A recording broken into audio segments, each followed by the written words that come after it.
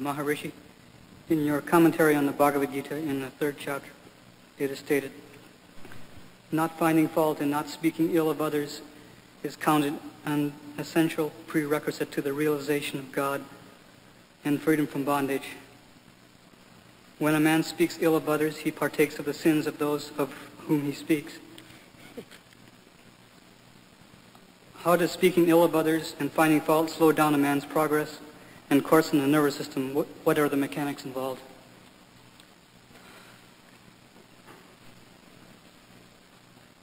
Some people were talking about what? About food. So someone said, it does not matter much what goes in. What comes out matters most.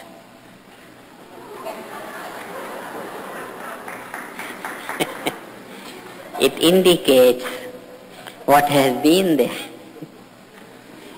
What comes out indicates what has been inside. So if the wrongs of some other people come out, that means the wrong was stored inside. It just tells the structure of the heart, what is contained inside there. So if someone never speaks ill of others, that means he has a pure heart. He doesn't have the wrong. Someone does some wrong. Something wrong was done by some man. Why should I bring that wrong through thinking or remembering and try to keep it in my heart? And if I speak, that means I had stored something of that. And if wrong is stored, then the heart is not pure. It just indicates what kind of storage is there. Whether purity is stored or impurity is stored or what is there. Speaking ill of others means first transplant the wrong of his heart in our heart. Transplant the wrong of his mind to our mind, and then let that plant grow into a tree till it comes out, manifold it comes out. The whole process is dragging to evolution. It drags us down.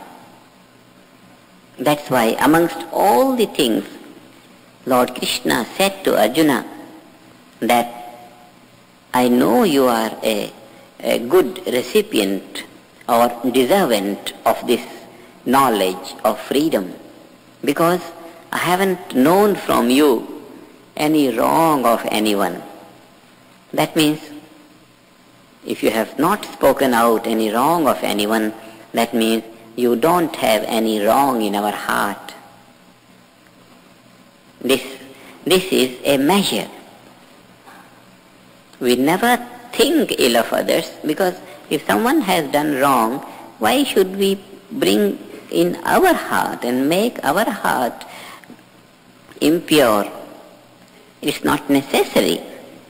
But if our heart is already impure, it will be picking its like from there and there and there and there and strengthening its quality. There is that proverb, no? Birds of the same feather flock together. If there is filth deposited in the heart, and then it will collect more filth from here, birds of the same feather flock together. And then whatever has been flocked together, it will start to fly out. It's not worthwhile, yes? Let us hear the voice of Greece.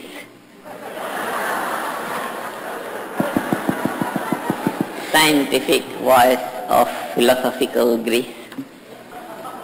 I'll use expressions from the United States, Maharishi. That will be still nearer. The people say, I went blind with rage. Yeah, right. Such a beautiful expression of this country.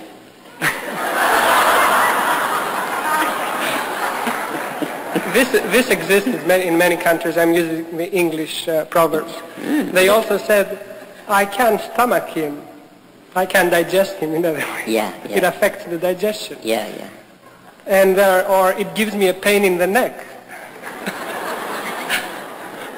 Or I carry a heavy burden and walk. Right. So it's no good.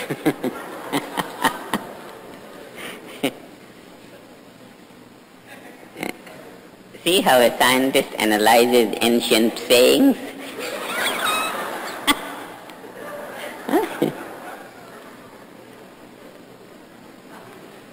It's not at all necessary to dwell on the wrongs of other people, particularly in the family of meditators. One can't say, oh, that man behaves like that. How can he behave like that when he is meditating? That means the man doesn't know how much good has increased in him. He didn't see him 3 years ago.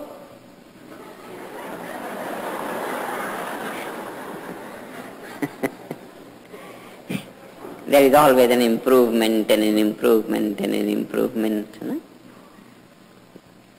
We never think any negative of anyone, particularly because when we are meditating, our thought force is increasing, very greatly increasing. And if in this increased thought force we think low of someone, we are pushing him down to be that low. Never. Nor we think any wrong of others, nor we speak them out. Never. It's not necessary to use our time and energy of thinking and speaking on something which does not help us directly. Doesn't. A good businessman never invests his money on something which doesn't bring profit. Life is all business. You spend your energy, get joy, happiness, evolution, more ability to enjoy, more ability to create. And in this field, we spend our energy and time. We never use our time and speech, energy and our ability in something that does not improve our life, in something that does not help us to grow. It's not worth it. Never.